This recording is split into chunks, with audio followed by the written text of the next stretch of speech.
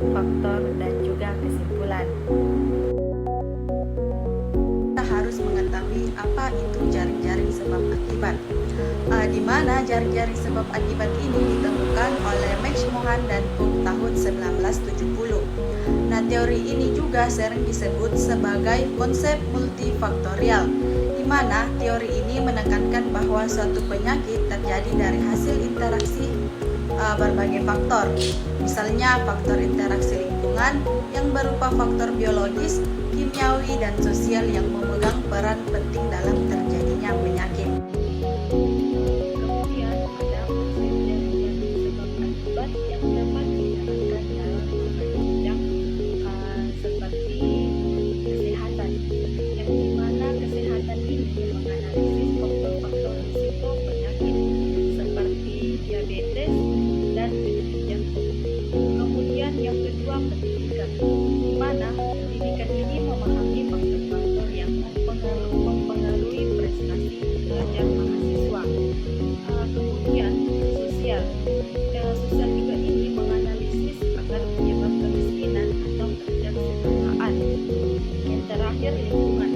Lingkungan ini menganalisis dampak dari aktivitas manusia terhadap lingkungan.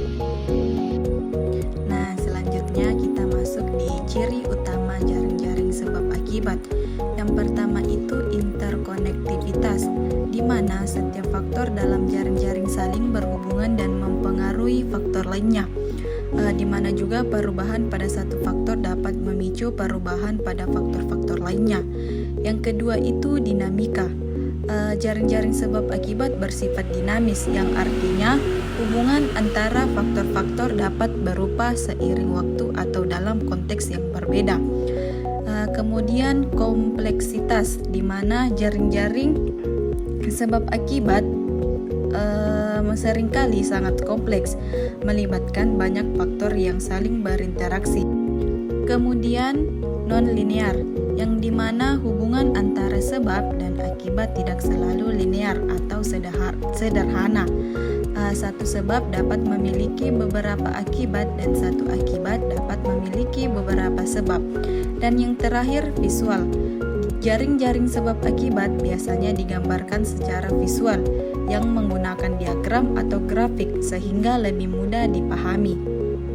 Selanjutnya kita masuk di contoh-contoh jaring-jaring sebab akibat, yang dimana saya ambil dua contoh, yaitu perubahan iklim dan krisis ekonomi, di mana perubahan iklim ini peningkatan emisi gas rumah kaca yang menjadi faktor utama, menyebabkan pemanasan global menjadi akibat langsung yang mengakibatkan kenaikan permukaan air laut menjadi akibat tidak langsung yang berdampak pada ekosistem pesisir menjadi akibat berantai.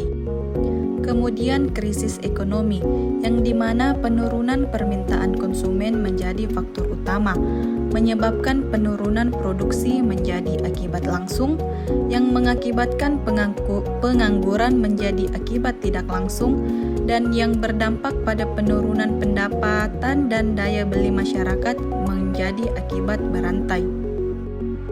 Nah, jadi yang terakhir itu ada 4 faktor utama yang mempengaruhi derajat kesehatan masyarakat menurut H.L. Bloom. Yang pertama itu faktor perilaku atau gaya hidup. Yang kedua, faktor lingkungan seperti sosial, ekonomi, politik, dan budaya. Yang ketiga, faktor pelayanan kesehatan seperti jenis cakupan dan kualitasnya. Yang terakhir, faktor genetik atau keturunan. Baiklah, itu saja materi yang sempat saya jelaskan pada video kali ini. Kemudian kita masuk di sesi kesimpulan. Nah, adapun kesimpulan jaring-jaring sebab akibat adalah sebuah konsep yang kompleks dan penting untuk memahami hubungan antar peristiwa di dunia. Dengan memahami ciri-ciri dan contoh jaring-jaring sebab akibat, kita dapat membuat keputusan yang lebih tepat, merencanakan strategi yang efektif, dan meningkatkan